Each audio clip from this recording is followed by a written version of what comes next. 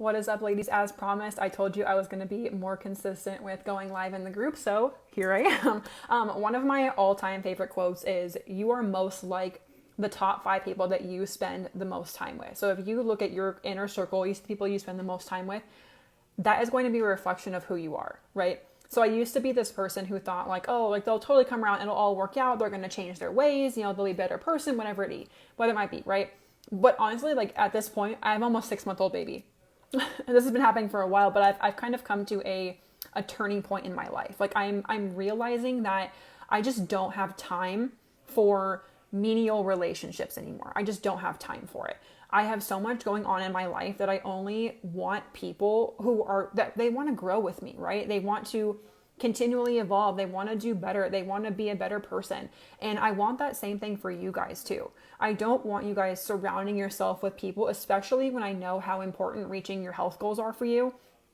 I don't want you to be surrounded by people who are constantly like telling you that you're never going to hit your goals. You've tried this before and you failed. So like, why are you doing this again? They try to sabotage you by like you say, I'm going to eat healthier. And they go out of their way to like tempt you to do additional things of like, well, I know you're on this diet, but I brought you donuts, right? Like, dumb stuff like that.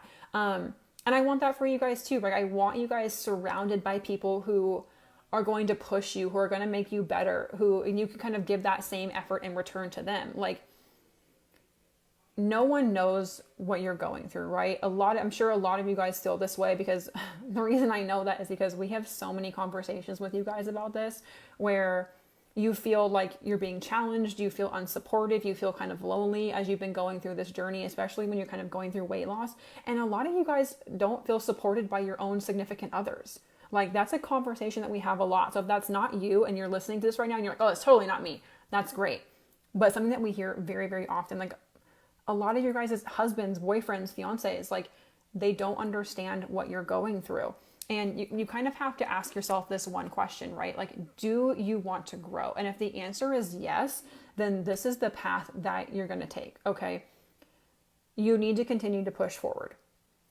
You being uncomfortable trying to get to this person you're trying to become, and there's a reason that most people change programs so much, right? There's a reason people kind of like bounce from one thing to one thing to one thing to the next thing to the next thing to the next thing.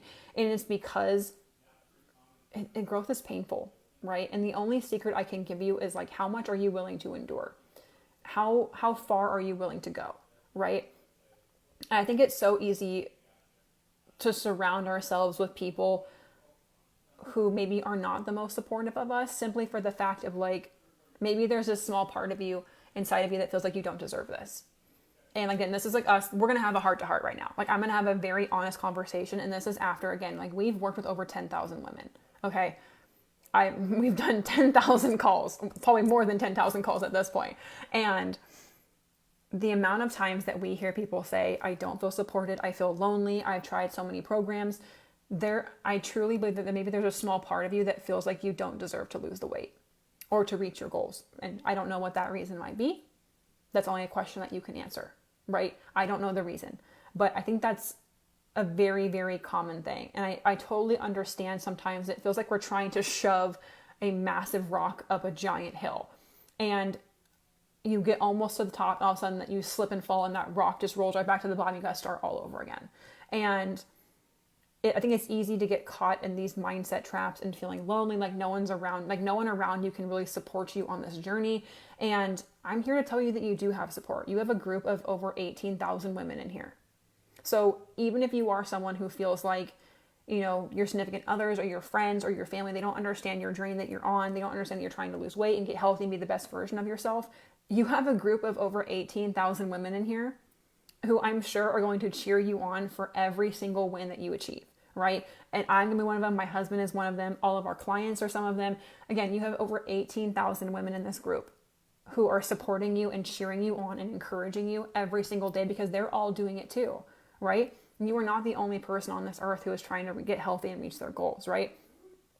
All you have to do is take that first step into the light and allow someone to guide you on this journey. Again, whether it's me, whether it's a program, it just has to be something that you stick to long term. That's the goal, right? It's the whole purpose of this group is we have to get you guys away from these short-term quick fixes. They just don't work. It's not going to get you anywhere because you're going to, again, literally the analogy I just used, short-term quick fixes are you shoving a giant rock up a hill only for you to slip up, that rock rolls all the way back down, you got to start all over again, right? We have to get you away from that. Growth is painful, but it doesn't have to be lonely. It doesn't have to be this thing that you're just struggling through every single day all on your own, right? And I talk to my clients a lot about this, like when we're having kind of our one-on-one check-in calls and we're kind of recapping how their progress is, how the program's going, when we're kind of just touching base. A big thing that I talk to them about is the difference between victim mindset and abundance mindset.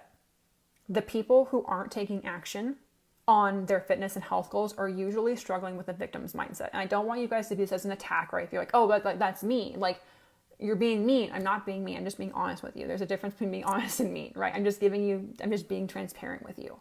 Something that we have seen after working with thousands and thousands and thousands of women, right? Those with a victim mindset, they're very quick to blame others. They catastrophize their events. Everything's just a huge disaster, right? They avoid doing anything to take themselves out of their comfort zone. They don't challenge themselves at all.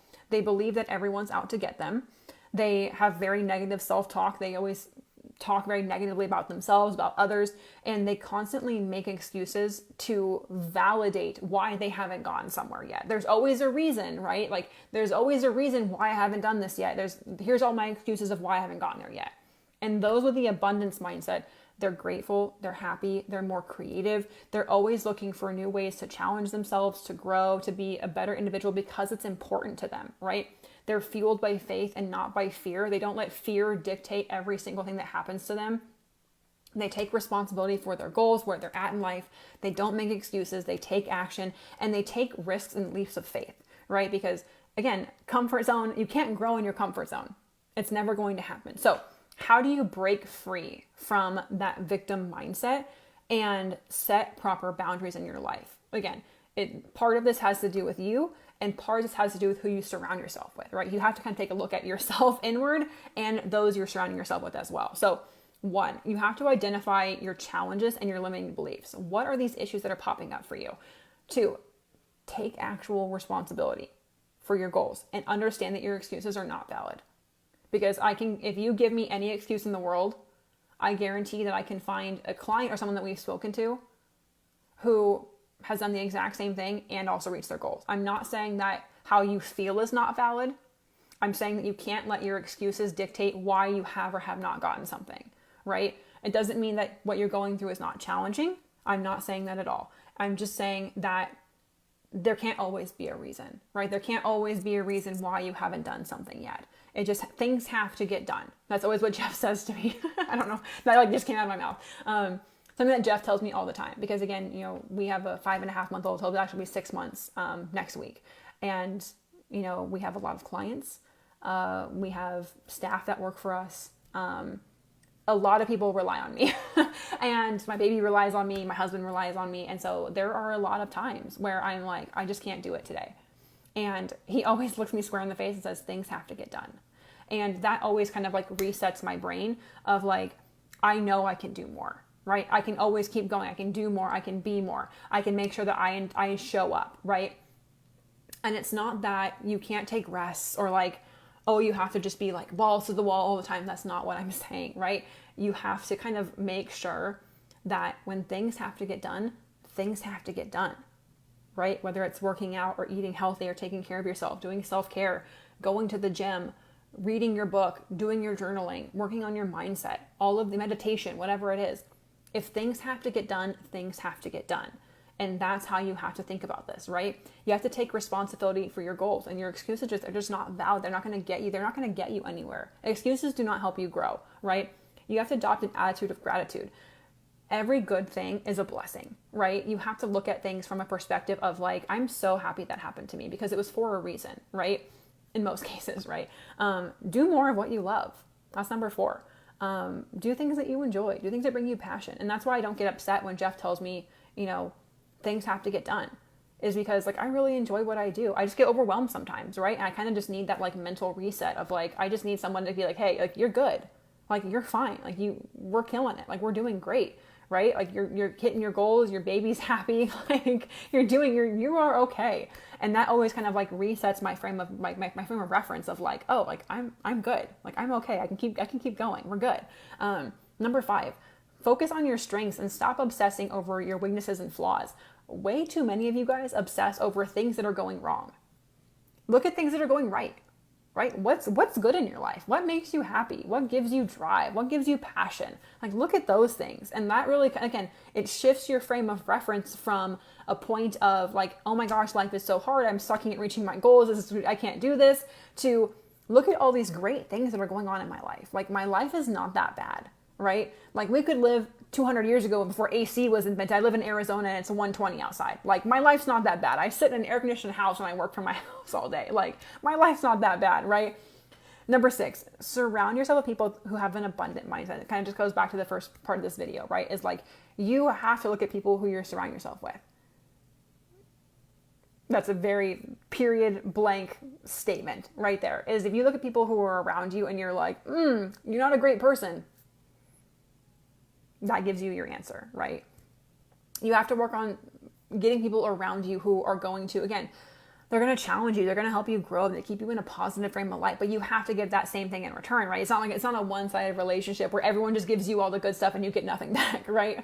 You have to be able to find a very symbiotic relationship, if you will, of like, we always continue. And that's why I have such a great relationship with Jeff. Whenever people find out that like we run a company together and we're also married and have a kid, and like we've been together for almost a decade now, like people have a very hard time and they're like, how do you work with your significant other? And I'm like, look, we have a very symbiotic relationship. It's a very give and take, right? There are some days where I'm like, dude, I need you. Like, I can't do this. Like, baby slept bad. My boobs are going to fall off because I haven't fed him yet. Like, everything's falling apart. I need 16 cups of coffee to survive the day. And he has to kind of pick up my slack, right? And there's other days where I'm like, hey, you want to go golfing? I got you. Like, baby slept great. I'm chilling today. Like, I'll go golf, go do your thing, go get some you time, go get some sunshine in your life, right?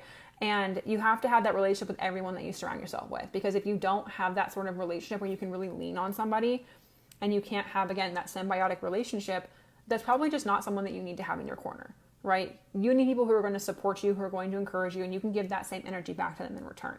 So that's my video for today. Let me know. I know I had a lot of really good hit home pointers in this video. So like, if anything really stood out for you of like, man, like that one hit home for me, let me know in the comments below. I would love to get your guys' feedback on like, do you agree with what I'm saying, right? Like, do you understand where I'm coming from when I'm talking about making sure you have people in your corner, people who are going to support you and encourage you and challenge you and help you grow as a person? Because if you don't have that, it's going to be very, very hard for you to reach your goals. So do you agree, disagree? Let me know your guys' thoughts below in the comments, and I'm dropping my computer, and I will see you guys next time. Bye, guys.